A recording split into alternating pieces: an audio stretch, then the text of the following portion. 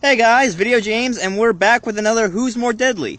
And this time, it's actually going to be spider-themed, because today we're doing Venom versus, Miles Morales Spider-Man. I was trying to think of the name of that Spider-Man, but I really couldn't, because I think he just calls himself regular Spider-Man. But anyway, this is going to have kind of a spider theme to it, because as you can see, Venom, Miles Morales, they're both kind of Spider-Man in a way, and Spider-ish. But we're going to get into this, and if you don't know what my Who's More Deadly series is, it's basically just a series where I look at two characters or two things from like a series or a movie or a comic book, and I see which of them would actually be the most deadly. So, last time I did the Indominus Rex versus the Indoraptor, and that actually got a lot of good feedback on it. So, this time we're doing Venom versus Spider-Man. And for those of you who don't like Spider-Man, I would say leave now, because this is basically just going to be spiders all the way through. And for those of you who don't know who Miles Morales is, or you don't know who Venom is, do not worry, there will be an explanation later. But anyway, let's just go ahead and get started. So the first person we got is Venom. Now, if you don't know who Venom is, he is basically from a planet of what is known as symbiotes, which are basically like alien goo creatures that bond to their host and boost some sort of physical trait or emotion. And in Venom's case, he boosts anger, aggression, toxicity, and strength. He gives an immense power up to strength. And he also has the ability to absorb the powers and abilities of whatever he comes into contact with, as we saw in Marvel's Ultimate Spider-Man series, where Flash Thompson had the the Venom symbiote as Agent Venom, and he absorbed rocket launchers from Beetle into his shoulders.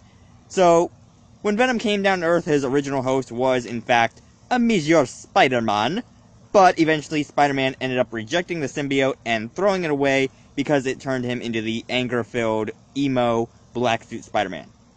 And when that happened, he did actually find out Venom's main weakness. However, Venom bonded with something that made it even stronger, and because it had already bonded with Spider-Man, it kept all of Spider-Man's powers, as well as his memories, thoughts, and identity, which made him an even more deadly threat to Spider-Man. And the thing that he bonded with that gave him this immense strength was Eddie Brock.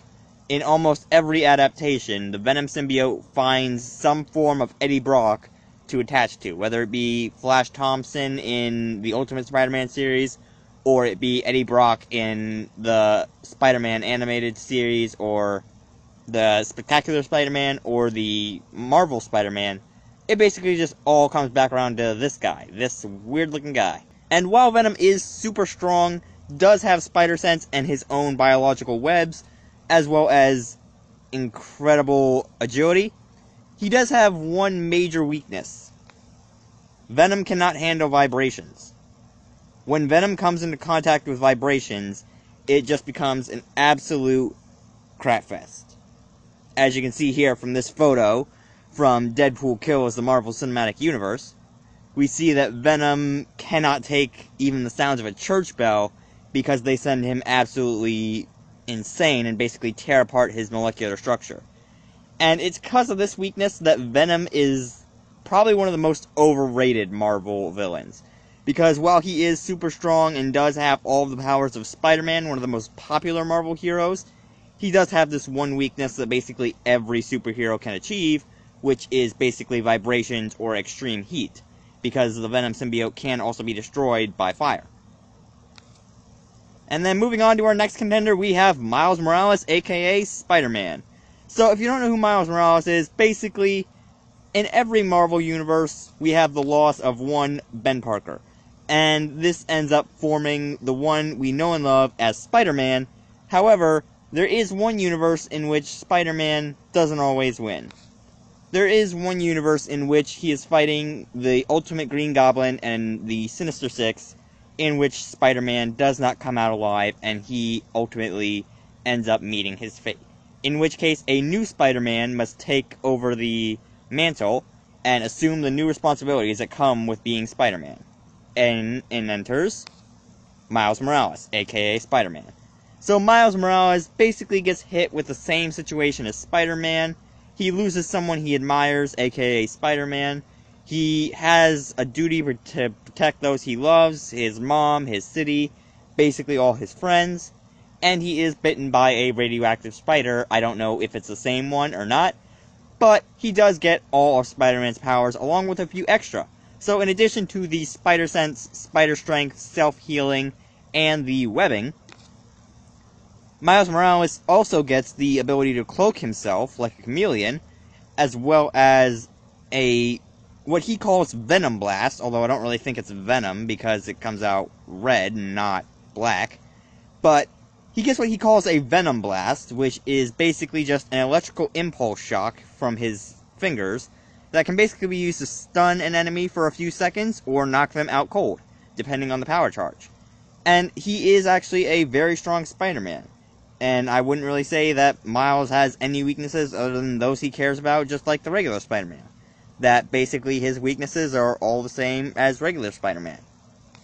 So when it comes to who would be more deadly, I'd have to go with Miles Morales. I'm sorry, Venom, but Miles Morales is honestly the most deadly, just because he gets the stealth advantage from the cloaking, where he can be invisible in any environment, while Venom can only be invisible in places that are dark and dimly lit. He does get that super Venom shock in his hands, which the only thing that Venom gets that's shocking is its breath. I mean, whew. And while you may have both the same powers, Miles Morales is actually smaller and is able to make better use of those powers because he's able to weave through more areas like a spider more efficiently. So, in the end, I'm sorry, but the winner's gotta be Miles Morales, aka Spider-Man. But anyway, that's going to be it for this Who's More Deadly. I hope you guys enjoyed it. I really enjoy doing these. They're just a lot of fun, because whenever I do these, I always go off and I research the characters, and I learn a whole new bunch of stuff about them, and I learn all the backstories and all that, and it just makes it all the more fun for me, because I get to learn all this kind of new stuff, and I get to see who would actually win in a battle, and it just seems like a lot of fun to me. And I know you guys used to like the last one. I don't know if you'll like this one, because this is probably going to go up tomorrow, and I'm probably going to edit it tonight, since I don't really have anything else to do, and I got to edit that other video anyway.